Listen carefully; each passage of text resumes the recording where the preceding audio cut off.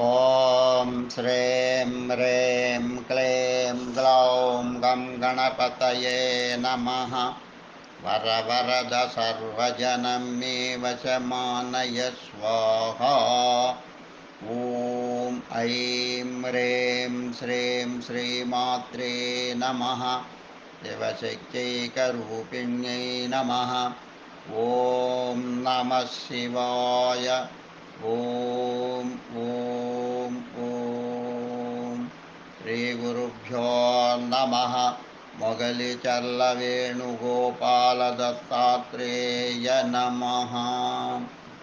ఓం నమో నారాయణాయ. ఓం నమో భగవతే వాసుదేవాయ. ఓం గరుడదేవాయ నమః. సంపూర్ణ గరుడ మహాపురాణం సరళవచనం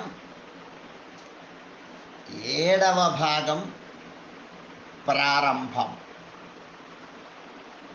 జాతకుని గ్రహస్థానాలు రాసులను అనుసరించి శుభాశుభ ఫలితాలు.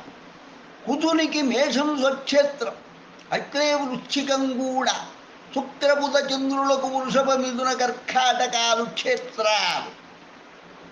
బుధునికి కన్యారాశి, సూర్య శుక్రులకు సింహం తుల స్వక్షేత్రాలు.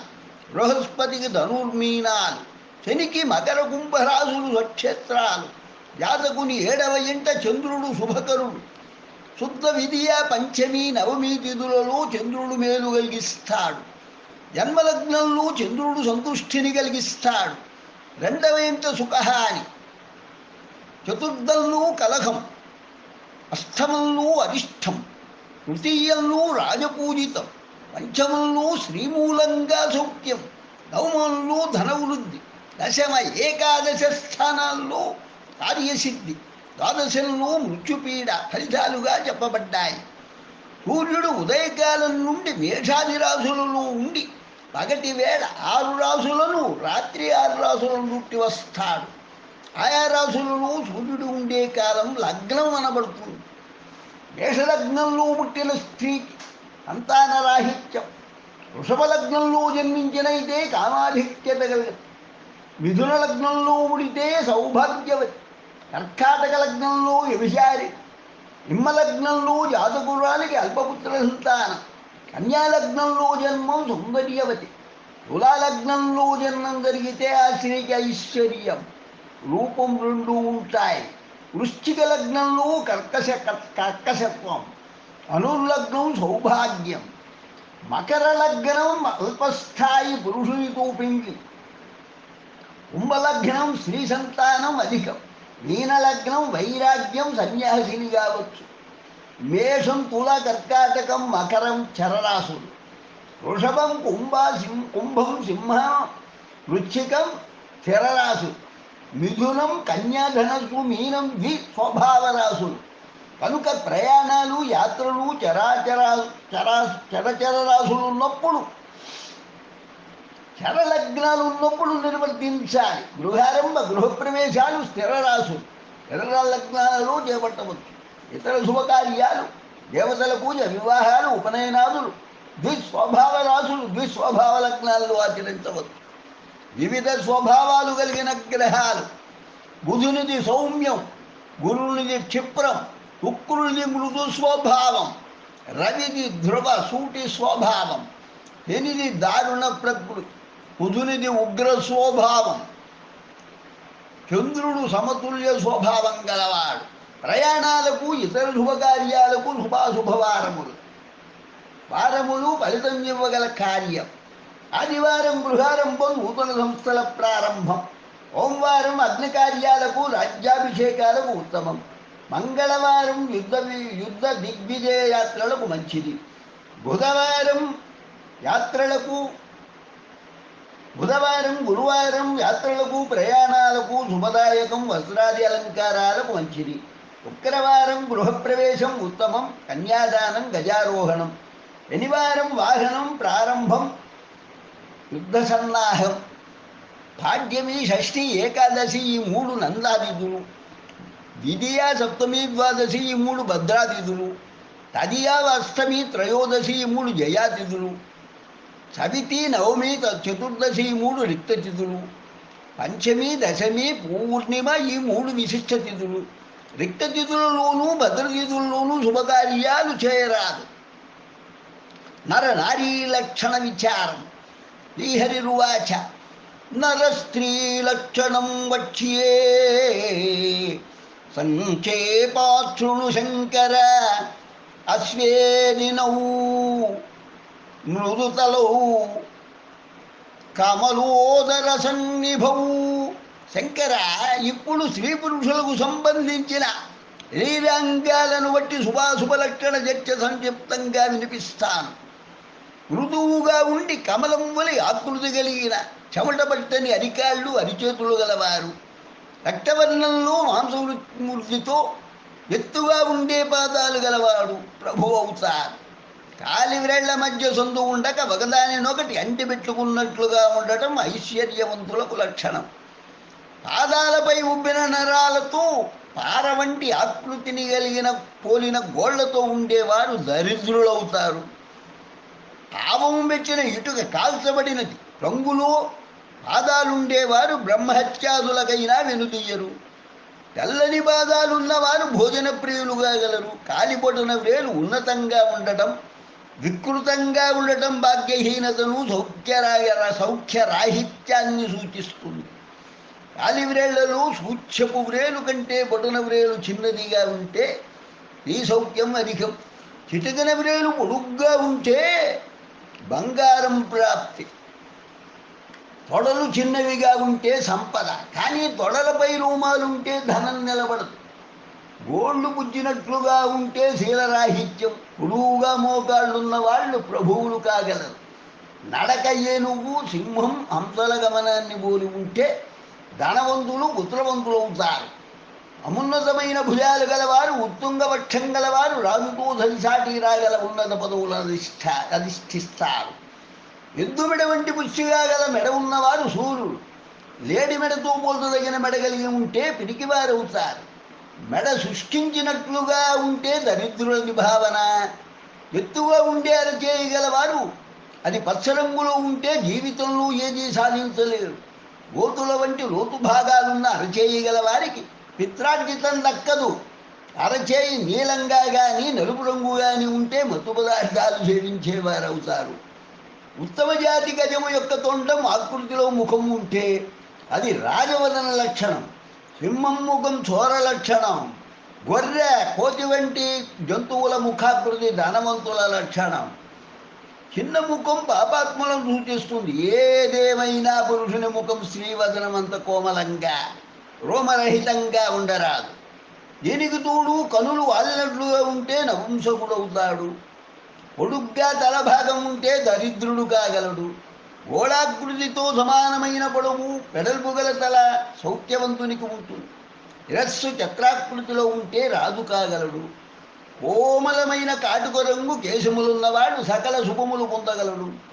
ఏనుగు తలాకృతిలో శిరస్సున్నా చిందరవందరగా కేశాలుంటే జీవితంలో చాలా భాగం క్లేశాలతో కష్టాలతోనే నడుస్తుంది.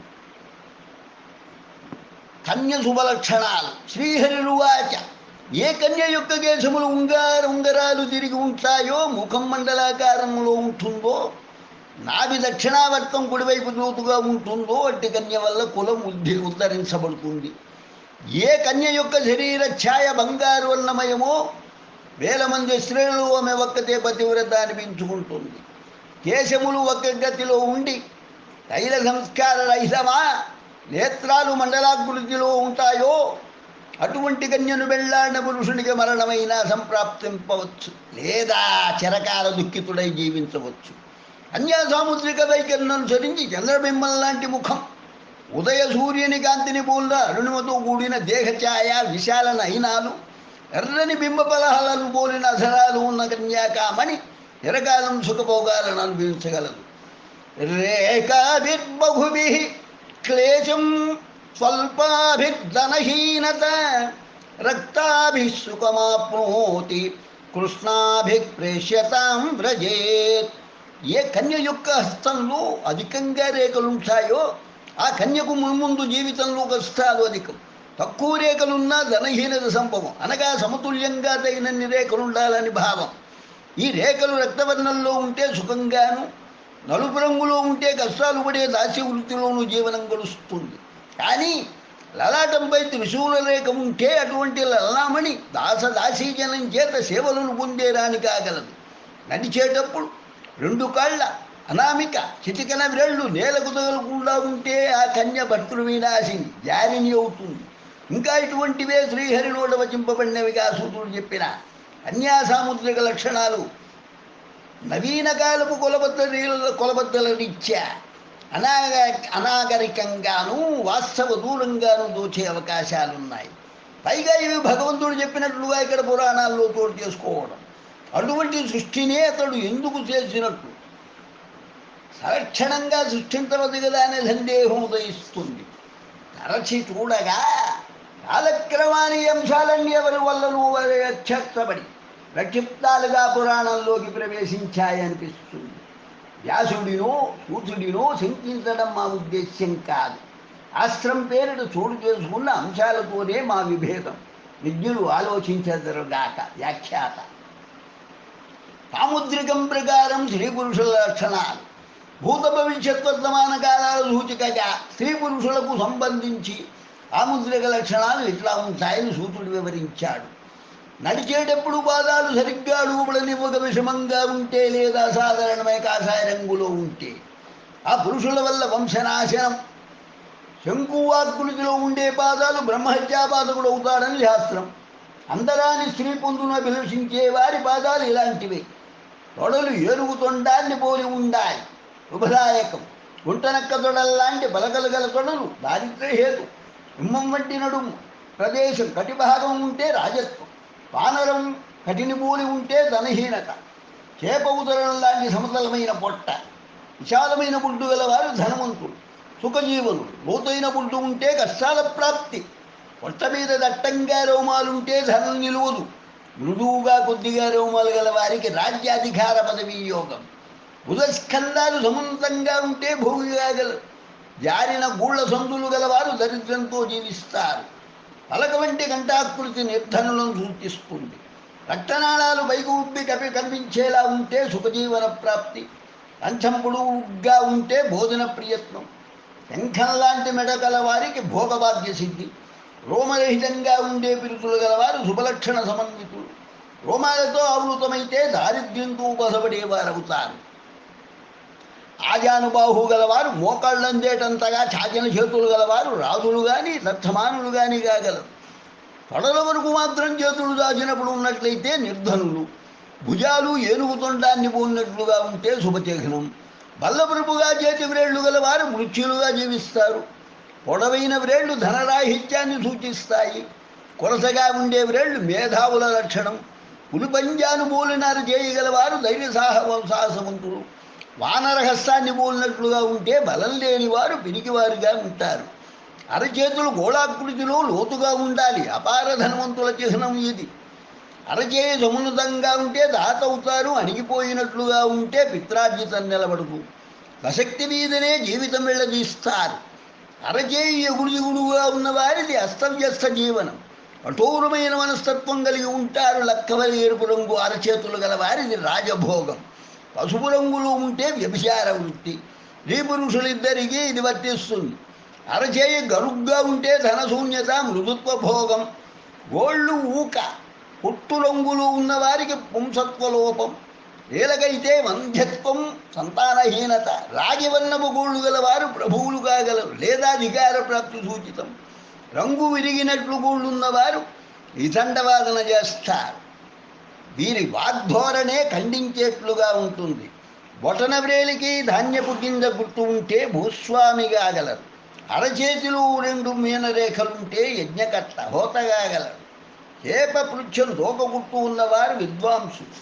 అరచేతిలో త్రాడు గుర్తు ఉంటే గోసంపదానికం. వస్తిక్తేనహం చక్రవర్తి సూచకం. రోకలి ముసలం గుర్తుంటే యజ్ఞకర్తలు కానీ యజ్ఞాలు చేయించడం కానీ సంభవం. ఐశ్వర్యవంతులైన మహారాజుల చేతులలో శంఖఛత్ర, శిబిక, గజ, పద్మ, కుంభ, తోమరము, పతాక, బల్లెం వంటి గుర్తులు 5ంటికి తగ్గకుండా ఉంటాయి. సాముద్రిక శాస్త్రంలో కేవలం ఒక్క హస్తం అనే భాగానికి సంబంధించి ప్రత్యేకంగా ఒక విభాగమే ఉంది. అదంతా శాస్త్ర పరిశీలకులకు మాత్రమే ఉపకరిస్తుంది. మొత్తం శాస్త్రాన్ని ఇక్కడ ఉటంకించడం పురాణ కథాభిమతం కానే కాదు. సముద్రుడనే విజ్ఞాని వలన క్రోడీకరింపబడినందువల్ల సాముద్రిక శాస్త్రం అనే పేరు వచ్చింది. దైవతపరంగా ఈ విజ్ఞానానికి ఆద్యుడు కార్తికేయుడు. రాజవర్ణపు గడ్డం, మీసాలు గల నిస్తేజ ముఖం కలిగిన వారు చోర వృత్తి చేత జీవిస్తారు. చెవుల్లో అధికంగా వెంట్రుకలుంటే విశాలమైనవై ఉంటే దీర్ఘాయుష్యం. పొడవైన నాసిక్ వారు నూతి ఆకృతిలో ముక్కు ఉన్నవారు సౌభాగ్యవంతులవుతారు. అణిగిపోయిన ముక్కు ఉన్నవారు అకాల మృత్యువులు పొందువారవుతారు.